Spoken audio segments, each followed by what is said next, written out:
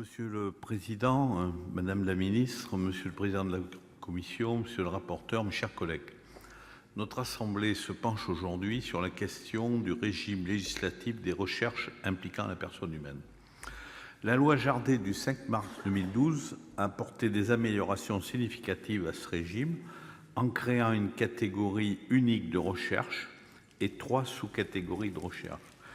Toute expérimentation ou tout essai organisé et pratiqué sur l'être humain en vue du développement des connaissances biologiques ou médicales est donc aujourd'hui encadré par la loi.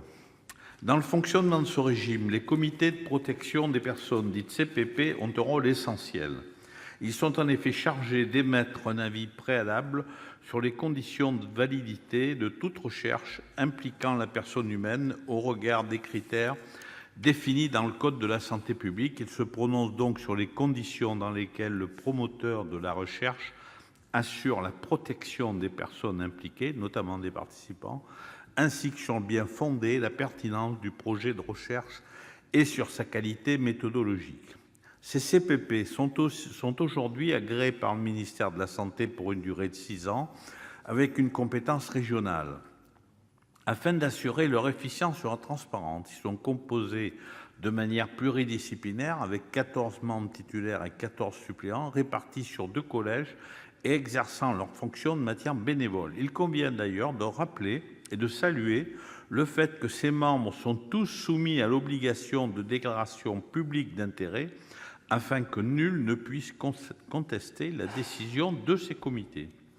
Cet édifice juridique est cependant biaisé. En effet, la composition des CPP est très variable d'un territoire à l'autre, au point que certains CPP ne peuvent pas garantir l'expertise nécessaire à l'évaluation des projets de recherche. En effet, la mécanique du tirage au sort a ainsi conduit à la nomination de CPP dont aucun membre ne dispose de l'expertise nécessaire à l'examen du projet de recherche dont il est saisi.